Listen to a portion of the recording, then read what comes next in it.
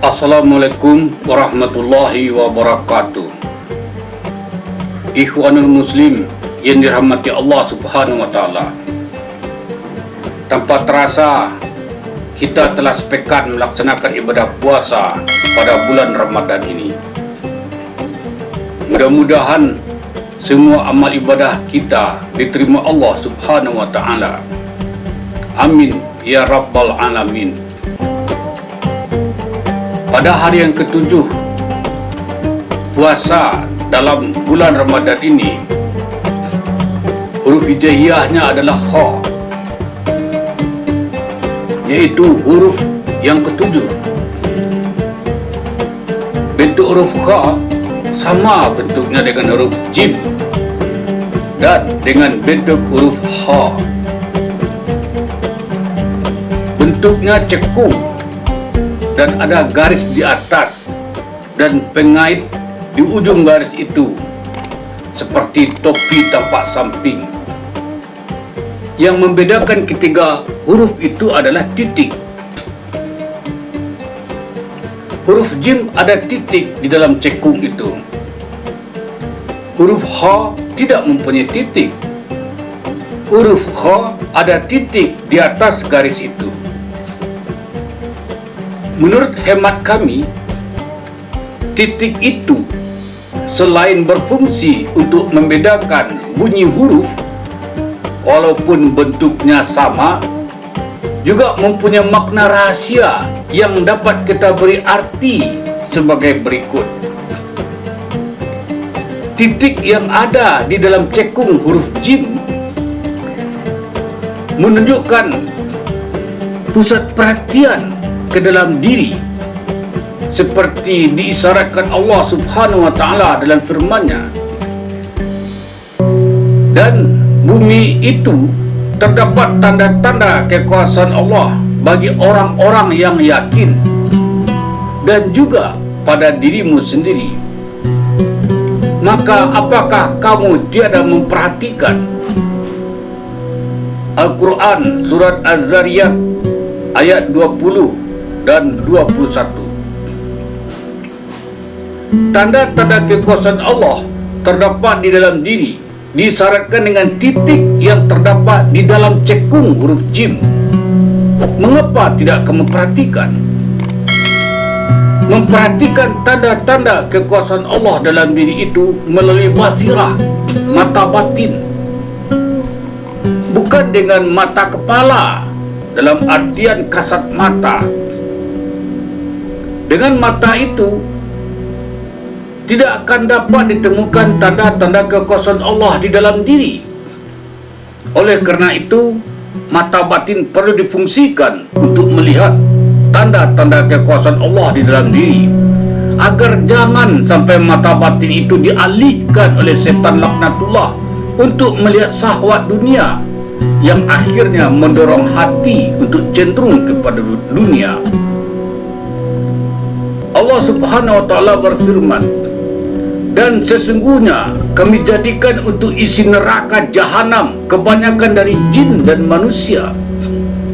Mereka mempunyai hati, tetapi tidak dipergunakannya untuk memahami ayat-ayat Allah. Dan mereka mempunyai mata, tetapi tidak dipergunakannya untuk melihat tanda-tanda kekuasaan Allah. Al-Quran Surat Al-A'raf ayat 179. Dari ayat itu dapat disimpulkan bahwa Allah Subhanahu wa Ta'ala memerintahkan kita untuk memfungsikan mata batin itu untuk melihat tanda-tanda kekuasaan Allah yang terdapat di dalam diri. Itulah isyarat titik di dalam cekung huruf jim, yaitu memusatkan perhatian ke dalam diri. Di dalam cekung huruf ha, kosong. Kekosongan itu mengandung isyarat bahwa di dalam diri kita itu harus kosong. Kosong hati dan kosong pikiran. Kosong hati dari memperturut nafsu godaan dunia, godaan setan laknatullah yang akan memalingkan hati kita kepada kekhusyukan beribadat kepada Allah, dan memalingkan hati untuk senantiasa berzikir kepada Allah Subhanahu wa taala sebagaimana yang telah difirmankannya. Setan telah menguasai hati mereka dan menjadikan mereka lupa mengingat Allah, zikrullah. Mereka itulah golongan setan. Ketahuilah bahwa sesungguhnya golongan setan itulah golongan yang merugi. Al-Quran Surat Mujadilah ayat 19. Dari ayat itu terlihat Allah Subhanahu wa taala memerintahkan kepada kita untuk senantiasa mengosongkan hati dan pikiran dari selain Allah Subhanahu wa taala dan mengisinya dengan senantiasa zikrullah. Artinya, hati dan pikiran itu terpusat hanya kepada Allah semata-mata. Inilah yang disebut tauhid, yaitu pikiran yang terpusat kepada Allah Subhanahu wa taala. Dan ini pula lah yang disebut khasian atau khusyuk, seperti firman Allah Subhanahu wa taala, sesungguhnya mendapat kemenanganlah orang-orang mukmin yang berarti khusyuk dalam salatnya. Al-Quran Surat Al-Mu'minun ayat 1-2. Itulah isyarat kosong dalam cekung huruf H, yaitu mengosongkan hati dan pikiran dari sesuatu selain Allah Subhanahu wa taala dan mengisinya dengan zikrullah, yaitu ingatan senantiasa hanya kepada Allah Subhanahu wa taala.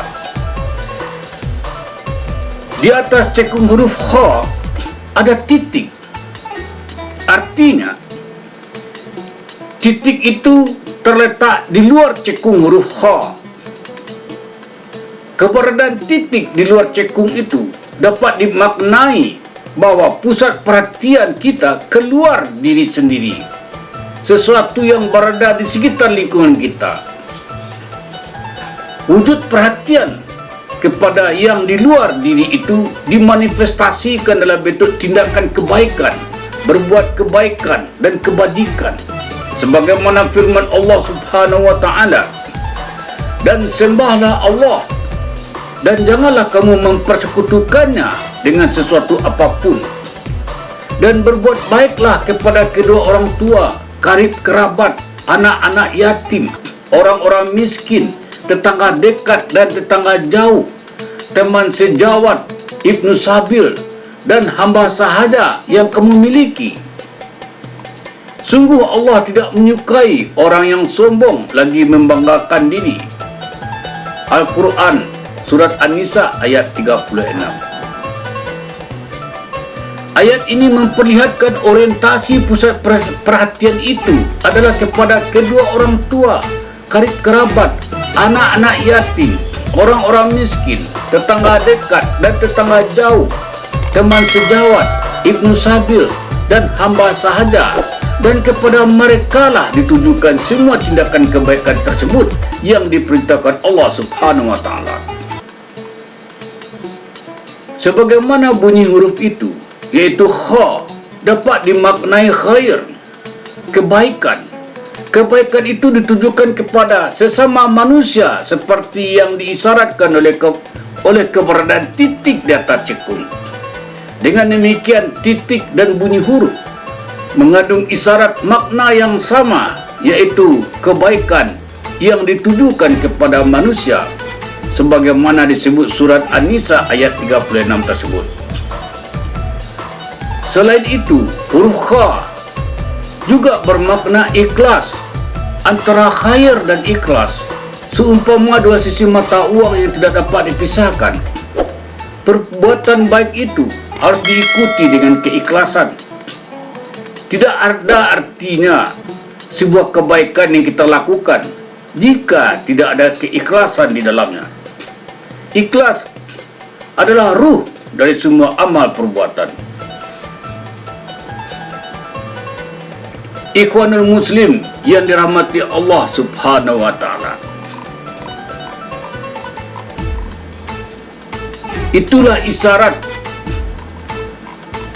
dari titik di atas huruf kha yang menunjukkan kepada perhatian kita terpusat kepada sesuatu yang di luar diri kita untuk berbuat kebaikan.